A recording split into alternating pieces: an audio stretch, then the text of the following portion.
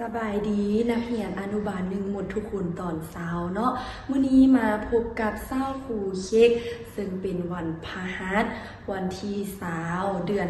11ปี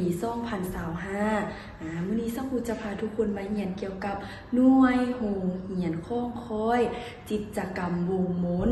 หัวข้อห้องน้ำสะอาดเนาะเช้าครูจะพาทุกคนไปเบิ่งเกี่ยวกับห้องน้ำสะอาดของพวกเฮาเป็นแนวใดเนาะ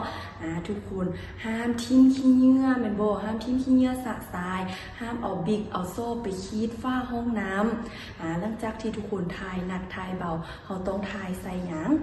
แม่นแล้วเฮาต้องทายใส่ในสโคปหลังจากที่ทายแล้วทุกคนก็ต้องกดสโคปลงแม่นบ่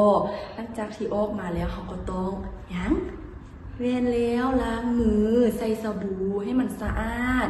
แล้วก็เซ็ตให้มันแห้งแล้วก็จึงเข้าห้องเนาะอยู่เหือนก็เส้นเดียวกันทุกคนก็ต้องรักษาสวยพ่อสวยแม่ทายหนักทายเบาลงพื้นบ่ได้หลังจากที่ทายแล้วเขาก็ต้องกดสโคปเนาะโดยบทเรียนในมื้อนี้ก็มีความสำคัญหลายเนาะสำหรับทุกคนเช้าครูอยากให้ทุกคนจื้อเกี่ยวกับการรักษาความสะอาดภายในห้องน้ำเนาะมาโรงเรียนก็รักษาความสะอาดสวยเช้าครูกลับไปเฮือนก็รักษาความสะอาดสวยพ่อสวยแม่เด้อต่อไปนี้เช้าครูจะพาทุกคนมาเรียนนับเลขตั้งแต่เลข1ฮอดเลข10เช้าครูจะนับให้ทุกคนฟังก่อนแล้วหลังจากนั้นให้ทุกคนนับตามหลังเช้าครูไปพร้อมๆกันเด้อ1 2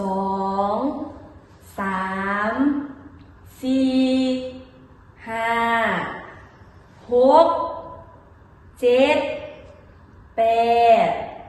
9 10ทุกคนมานับไปตามนั่งสักครู่เลยเด้อ1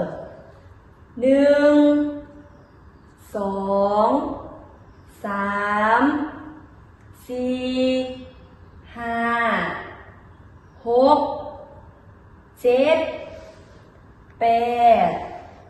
9 10เวลาอยู่เฮือนทุกคนก็ตั้งใจเรียนนับเลข1ฮอดเลข10แล้วก็อัดคลิปวิดีโอลงกลุ่มให้เจ้าครูเบิ่งเด้อบ๊ายบายแล้วพบกันใหม่